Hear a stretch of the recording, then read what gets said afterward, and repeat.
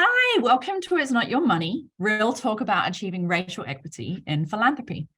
These slightly irreverent but frank conversations feature leaders challenging the status quo plaguing philanthropy today, and those who are demonstrating how we can collectively build a more equitable and just funding landscape, particularly for Black, Indigenous, and other people of color, women, and non-binary founders.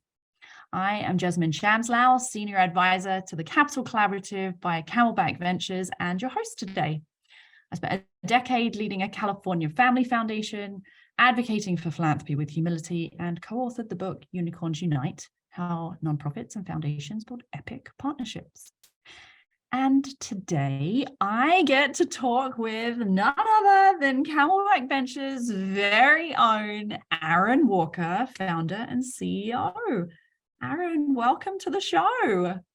Oh, thank you for having me. My pleasure. This is very exciting, but I know you fairly well, obviously, as we work together at Camelback. But for our viewers, I would love for them to hear in your own words a little bit more about yourself. Yeah, definitely. My name is Aaron, son of Eugene and Denise, brother to Kyle. I have lived a few different professional lives. I started my career as a teacher, teaching high school English in West Philadelphia.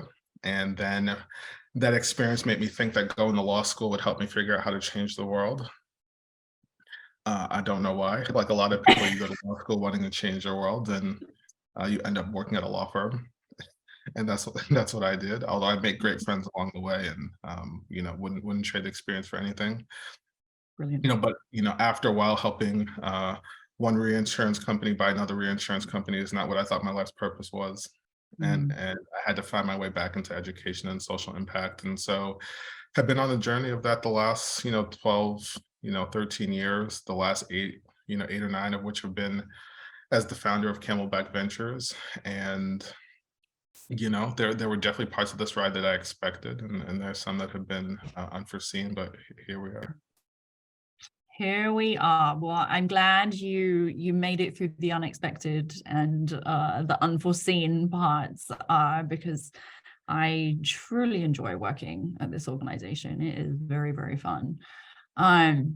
Okay, so in It's Not Your Money tradition, let's briefly talk about language. Yep. For anyone tuning in for the first time, one of the reasons this series is called It's Not Your Money is because when we incorrectly label the money and foundation endowments and donor advice funds as still belonging to the founders, we also act like the money and the foundation belong to them, which perpetuates the concentration of power. So words influence who holds power. And Aaron, I would love to hear what shift in language do you think we need to make that would help us diversify power and funding? Yeah. So the idea that I have is that we should call it alternative public funding. Ooh. And the reason I think that is because if you think about it from a public policy standpoint, like what's the theory behind 501c3 status and tax exemption? It's at the highest level, it's some version of the government saying, hey, we think that there is some public good that needs to happen.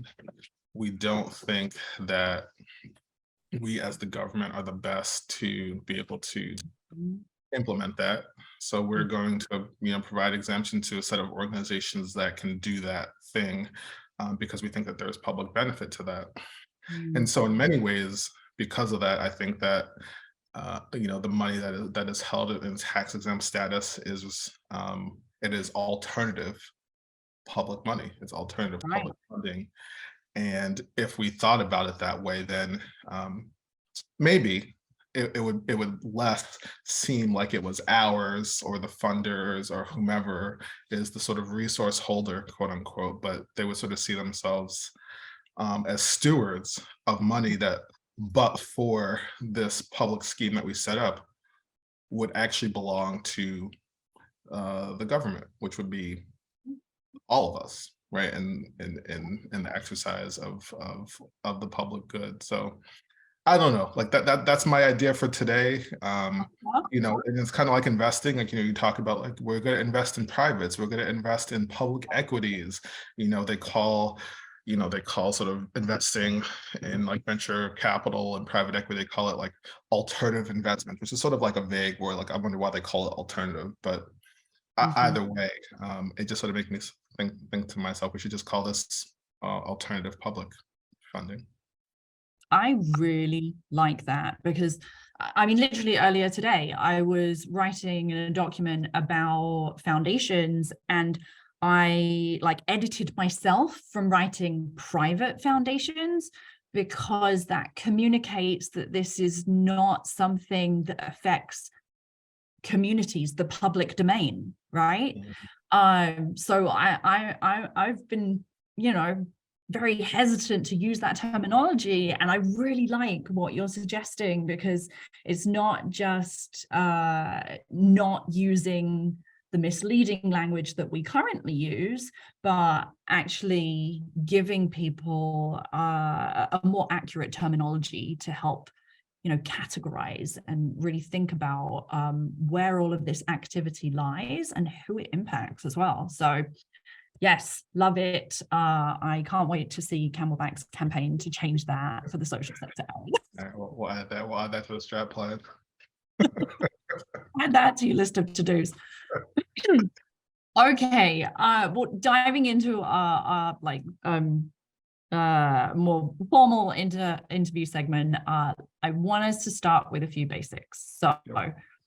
Camelback Ventures is an accelerator, or otherwise known as an entrepreneur support organization. And I think it would be really great to just, stay at that basic level for a second and just articulate why do we even need accelerators or ESOs that specifically serve leaders of color? And kind of related to that question as well, in your opinion, is it important that those accelerators or ESOs that specifically serve leaders of color are led by leaders of color as well? Yeah.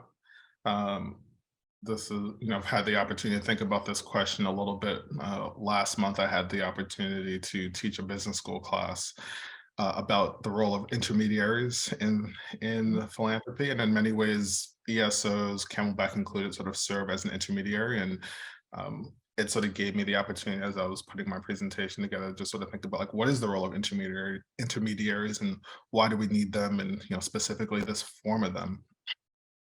And I think where I come out on it is that um, they're needed for a couple reasons. One is, and I think implied in your question earlier around like other words, that we can use in philanthropy, is that there's like a hyper agency that exists in philanthropy. And so that's one. And then two is, you know, almost 90%, the numbers sort of fluctuate, but almost 90% of people who work in philanthropy, definitely a large, portion of the folks who are the principals of that money are white identifying.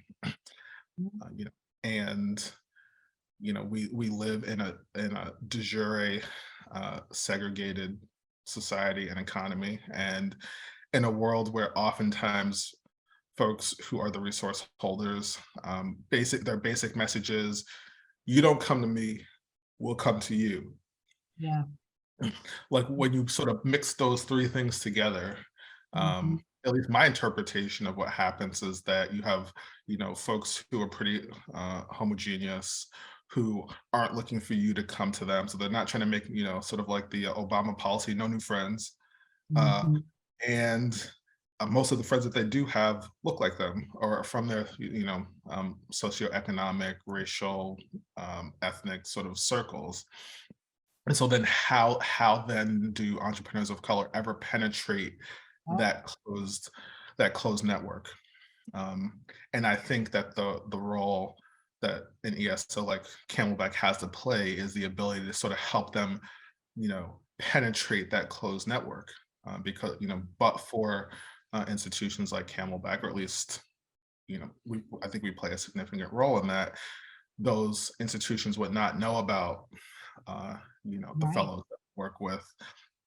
They would not sort of have the opportunity to have some of their ideas about what are the solutions that are going to quote unquote fix some of these problems, um, be explored or challenged. The sort of their worldview on what these things look like, and what the right solutions are. And so in many ways, I think that ESOs play an important bridge, from entrepreneurs who just don't have access to these networks and to these capital sources, uh, from them to, a set of, institutions and people and networks who also, are not in relationship, for all kinds of reasons that are too long to get into, but we can sort of, bridge that gap. And then in terms of it being led by folks of color, I think it's important. Do I think it is the only way to do it? No, but um, you know, I think that there's definitely a role to play for leaders of color in the space. And part of our challenge also is just making sure that we keep our aperture wide too, right? Just because you're a person of color does not necessarily mean that, you know, um, your perspective is the same as folks who may say look like you. And so, one doesn't assume the other, but I think that there's some correlation. Yeah, absolutely. Yeah, being a person of color is not this monolithic experience that everybody shares and agrees on, by no means. And I also appreciate that with that wider aperture that you mention as well. I think it's worth mentioning as well that one of the ways that that's happened at Camelback is that it's not just entrepreneurs of color. It's also women entrepreneurs, non-binary entrepreneurs, other entrepreneurs who are typically undervalued by the funding systems that we have in place. And so though there isn't a monolithic experience, there are commonalities in the experience of being a founder of a startup, trying to penetrate these, seemingly impenetrable walls of private networks and no unsolicited proposals and stuff, that philanthropy is wonderfully good at erecting and protecting. So I have this little image of you with a hammer, with a Camelback hammer, just hammering away at the wall, trying to get a little gap in the wall to help some entrepreneurs, push their ideas through. Definitely. Well, so someone once said to me, and I haven't been able to shake the statement, that they said, like, the challenge with philanthropy is that they have no known prey, like prey, and I don't know, I sort of always keep coming back to the idea that, like, when you are at the apex, when you are the apex predator, or at the top of the food chain, and you don't sort of feel the threat of anyone ever coming to eat you, how do you behave? Absolutely. I think that is a very apt comparison. I like that. Thank you for sharing it. Okay, so I wanted to change track a tiny bit because this is the first time that I have worked at an explicitly anti-racist organization. And I think sometimes I naively used to think that, if only I worked for an organization where we all agreed and we were able to talk openly about discrimination and race and moving towards justice and reparations, and then things would be so much easier and faster and I'd be less stressed and, And I think having this experience of finally working at an organization that is explicitly driving for an anti-racist world and system of funding, it's been hugely inspiring, and at the same time very eye-opening, as I've seen and experienced some of the challenges that are perhaps unique to organizations doing anti-racism work. So I just think it would be really interesting for our listeners and watchers to hear, what would you say makes doing this work the most difficult? Like, especially with that overlay of being an organization that is dedicated to equity and justice. Yeah. I think there are um, two sort of ways I look at answering that question. So one is, as a participant in the system already, Mhm. where there's still the pragmatism of running an organization and compensating folks and building systems that quote unquote are like good organizational practice and good people practice, um, and still trying to be successful within a system that you are also trying to be critical of, that you're trying to evolve. And so, like I think there can be times where, there can be values tensions between, decisions or policies that you may make or implement, because, Mhm. it's sort of like the quote unquote, like the best way forward. And also recognizing that it may sit in tension sometimes with where you're trying to move, things. So I think there can be some challenges there, and like how do you as a leader have integrity around those things and sort of uh, you know understand how to make both of those things work, at the same time. So where is the balance between evolution and pragmatism? I sort of like to put it more colorfully. It's sort of like when my wife and I might be having a disagreement, and she'll say to me, "Hey, I'm choosing to be married right now and not right." It's like what, and I really appreciate it. It's like, I want to be married too, right? So like, what are those moments where you're just going to choose to like be married? You're going to choose to hold this thing together because like, being in relationship with, someone or a team or an institution or ecosystem matters. And in what situations are you like, no, I'm going to be right about this situation? And trying to discern when to press on both of those levers. So I think that's one. And then internally, I think the challenge is that like everyone's still working their own stuff out, and so it's like, yes, it is beautiful when we take the team picture and there are all these different shades of brown, in the picture, Mm. and folks from different backgrounds with, wearing their hair in all the different ways that, one could wear their hair. And that's great. And it's like, hopefully United Colors of Benetton knocks on our door. We could do an ad one day. Uh, but the flip side of that also is that like once that sort of wears off and you stop looking in the mirror, what happens when you have to have the conversations, when you have to start doing the work. And I think sometimes, you know, it can be intoxicating to sort of think about the visual of it, and feel like that's the end game. Right. Right, but the end game to me at least is like, how do we do this to make better decisions as an organization, to sort of move towards our goals in a more effective way? And that also means, folks bringing the fullness of their experience to work every day.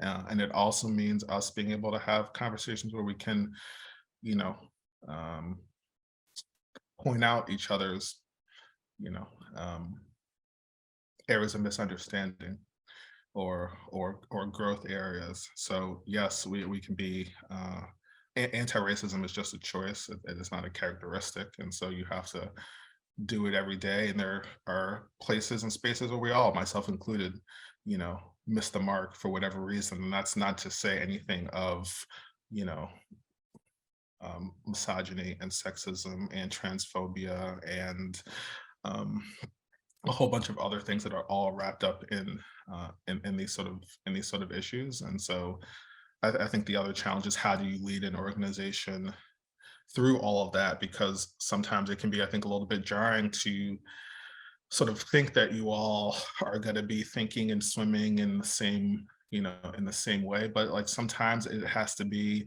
an East Asian woman saying to a Black man on the team, like, hey, I think you're mischaracterizing how this person is showing up in their interview for Camelback's fellowship, because you don't understand how, Asian women might be acculturated to show their leadership. And so you see it as, fill in the blank, weakness, passivity, but actually, let me show you how it's showing up. It is, that's like a necessary, but also, a potentially uncomfortable conversation to have. It's an uncomfortable conversation to say, like, hey, I know you mean well, but you keep misgendering me. It can be an uncomfortable conversation, for,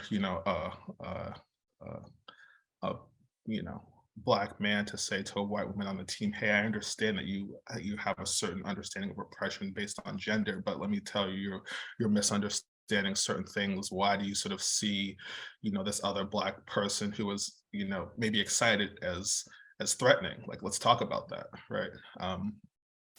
And like, so having all of those types of conversations uh, can be challenging. And right, so it's like, how do you help people to understand that, like, that conflict, which I'm not even saying I always love, is like part of the work of getting through into the spaces that you want to get to.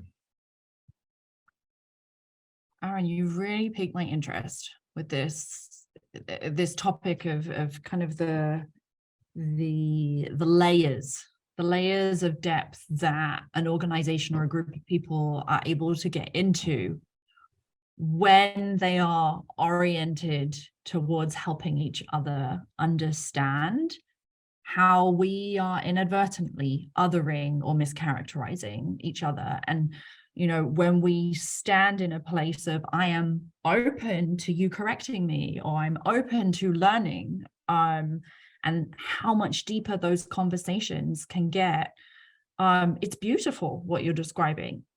And it's also kind of terrifying, because we're all humans, right? No one likes to be criticized. No one likes to be told that they're wrong, or that they're seeing things in a way that, might be, offensive to somebody else. And I guess, like, just a follow-on question there. Do you have any tips for leaders who are trying to establish that culture, that level of trust and openness, and vulnerability within their teams? Yeah.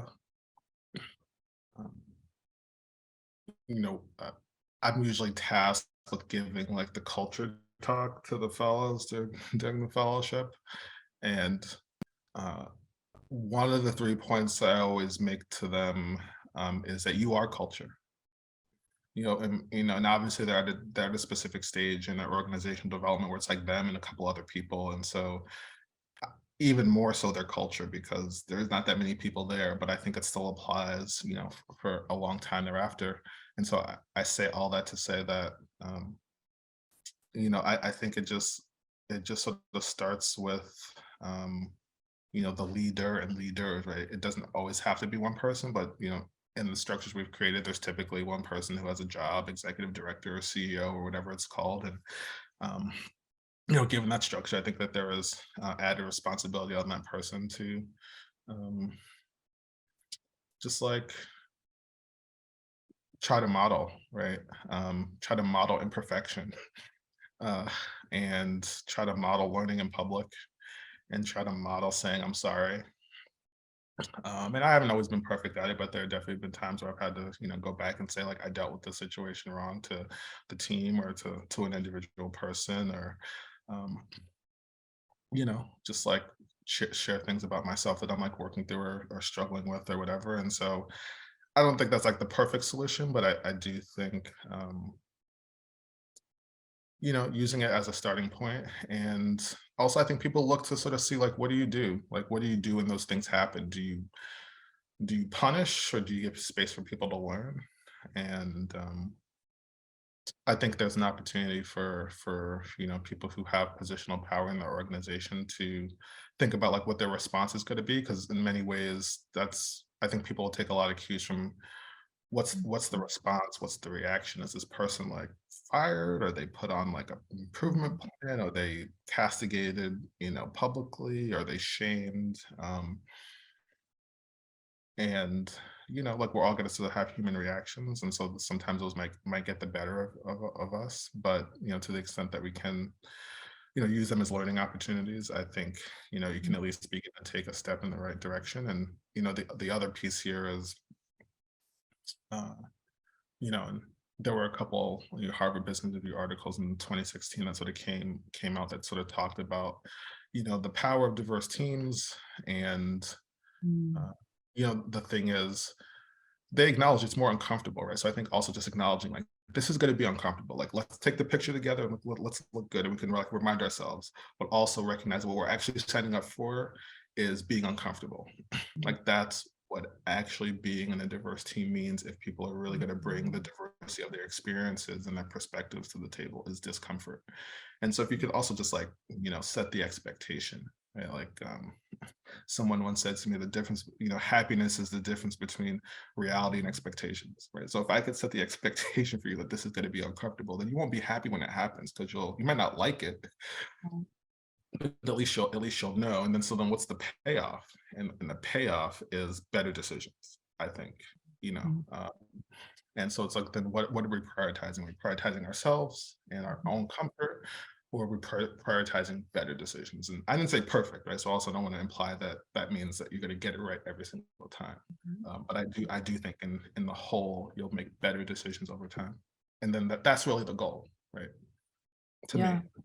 Yeah, no, absolutely. And I really appreciate you naming that leaders are not always going to make the right decisions, and they're going to be showing up imperfectly, just like everybody else. And owning that during the process of modeling is part of that trust building process with your staff, with your colleagues. What does this leader do in the moment of pressure, in the moment of stress, in the moment of challenge or conflict? That is what kind of determines culture amongst an organization, the unwritten rules, perhaps, of what can we expect in terms of a reaction. Thank you for sharing all of that. Okay, so you and I and others at Camelback have talked at length about how to make change in philanthropy. This is a shared passion we all have. And as we note in this series, right, one of Camelback's current approaches is to work with white identifying funded professionals who want to deepen their equity journeys, and we support them in making shifts towards a more just approach to funding back in the organizations that they work for. And so I have a question for you that is kind of like blue sky. I would just love to hear your thoughts on this. Like, if you were to characterize or imagine the most important approaches to changing philanthropy that you would ideally like to see other organizations implement, so you don't have to think about Camelback taking this on, right? This is the hypothetical organization that has all the resources, none of the stress, and the endless budget. What approaches to changing philanthropy, like, do you think we need to figure out how to make happen? Yeah. I mean, I would love to see how we could figure out how to, particularly given what we were just talking about, and I think, like, the real tangible difference that having a diverse set of people can have on decision making. How can there be a diversification on the decision makers at these different institutions, and particularly at the highest level? I do think that there has been some, um, attempts at diversifying sort of staff at the particular institutional places. The Proteus Fund used to have like a program, I forget what it was called, that was working on that. But when you think about trustees and when you think about principals, they're the ultimate decision makers in a lot of different ways, not only just on like a specific grant, but also just like the strategic direction that these institutions are playing, and um, not just in the ecosystem, but for the institution itself, right? Like, is the institution set on, um, maintaining itself in perpetuity? Does it have some other goal? So I think that's one thing, is like, what does that look like, and how can, Mm. Camelback play a role in that? But I think other institutions who, have, infinite money and, increasing power, be able to sort of nudge folks to sort of say like, um, this sort of has to be a part of the norms. Maybe it doesn't have to be a part of the rules, but it definitely should be a part of the norms of what what good governance looks like. Just like we have norms and also rules around, you have to have a board chair and a VP and a treasurer and whatever. Like, how can we start to move in that direction? And then the other thing is, there's a whole bunch of money that is locked up in donor advised funds. And I know people have been talking about this for a while.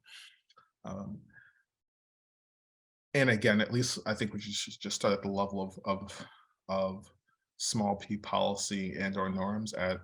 institutions who create these donor advised funds, is to sort of say that no one's making them, but I think that they should set a standard for themselves around how much money that their DAF holders should have to donate every year, or every couple of years. And there are some institutions who have made that decision for themselves, because of a value set that they Mm. believe in. But I think that they're in a very small minority, and I think it would be great if those institutions set a different standard, because in an instant they would unlock tens of billions, if not close to trillions of dollars, that could be used to um, advance the public good, because the truth be told, the tax break has already been long accounted for. So it can't be about that anymore. I love it. And I would love to see both of those things happen too. 100% behind you on those. And so my last question for you, Aaron, if we think about, if those two things happened, right? If the decision makers at funding institutions were diverse and representative, and represented all sorts of different types of expertise that were really relevant to individuals that are ultimately we're aiming to serve. If donor advised funds were to kind of unlock the gates a little bit, break the dam, and the money were to flow a little bit more freely. If those reforms happen in funding norms, how do you think things would look different for communities of color in the future? Yeah. So I think about it in a couple ways. One is that, um, I don't know, when I think about sort of different cultural institutions in our country's history, when the playing field was more fair, um, you know, folks of color, women, non-binary folks have done better. You know, um, when the playing field was level. If you just sort of take sports as like a sort of cultural landmark, uh, you know, uh, you know, people of color did better when you could have a black baseball player, when you could have Latino baseball players, when no, women were in the workforce. Like, everyone did better, not just them. Everybody did better. Um, and so part of, you know I guess part of my vision is that because sometimes I think we can sort of assume that these things are just going to benefit like the specific population that we're talking about, and it's like, no, actually this is going to benefit everybody. There was like a research paper done by 4 university professors a few years ago, and what they found was that 40% of our economic growth since 1960 it can be attributed to more inclusivity in our workforce. So um, like there's benefit to all of us. So there's one. Two is, I also, the other way I think about it is just the you know we would stop missing out on like the opportunity cost of what certain leaders have to bring to the table. And I guess what I mean by that is uh, like what makes me sad, what sort of motivates me in a lot of ways is thinking, hey, there are a set of entrepreneurs who are building great things objectively, building great things, and from a performance standpoint, we should want more of what they have to offer, but because they don't have the resources or they're undercapitalized, they're not able to um, you know offer that solution to as many people as actually need it, and not tomorrow, but like need it right now. And so to me, there's like an opportunity cost to that. So when I think about Camelback Fellows, and I can regale you with like all the amazing things and stats and monies that they raise and so on and so forth, and it's like all that's true. And they still aren't able to raise as much money as their white counterparts, as their male counterparts, as their counterparts who went to certain schools, et cetera.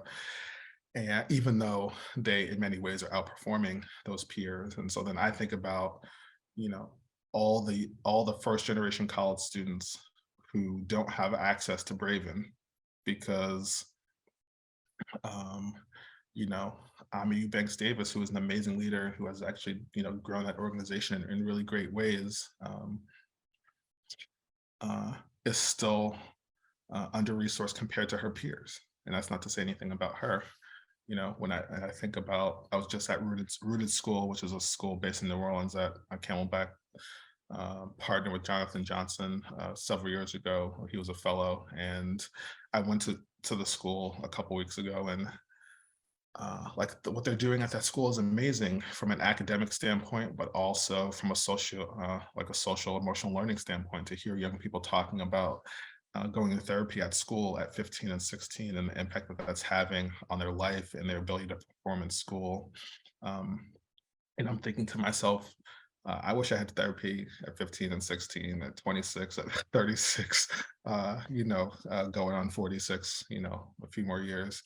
But like they have the opportunity to have that right now. And there's an opportunity cost to a young person not being able to have access to that.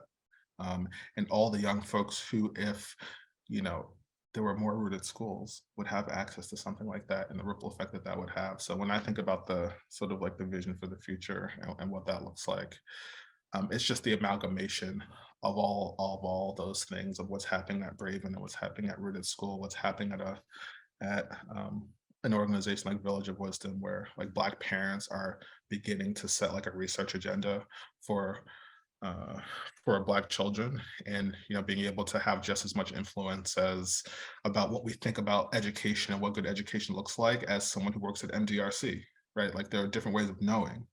And so like, what's the opportunity cost of only getting our ways of knowing from one place or a couple places? And I think when you start to add all those things up, I think we move towards a place where, like simply put, like everyone has what they need, and I think that's good enough for me. I love it. Like you're able to boil this beautiful, complex picture down to the statement, everyone has what they need. It's easy to get your head around. But I also really love the complexity to your description as well, Aaron. Your observations and your ambitions for our sector and our world are very motivating. So I really appreciate you sharing your experience and opinions with us today. Thank you. Thank you for having me. I don't know who let me on the show, but I appreciate it. Exactly. You snuck in. Viewers, I encourage you to check out camelbackventures.org for more on the amazing work that our team does with Black, Brown, Indigenous, women, non-binary, and other undervalued founders. And of course, please do check out the Capital Collaborative, Camelback Ventures program that helps white funders deepen their commitment and efforts to advance racial equity and racial justice through their work in philanthropy and impact investing. And we are always accepting applications for our next cohort. You can find more information online at camelbackventures.org. That is everything we've got time for today. Thank you so much, Aaron, for being here today. Thank you to my daughter crying in the background, you might be able to hear. And thanks to all of you for tuning in and listening. Thank you, Jessamyn. Bye-bye.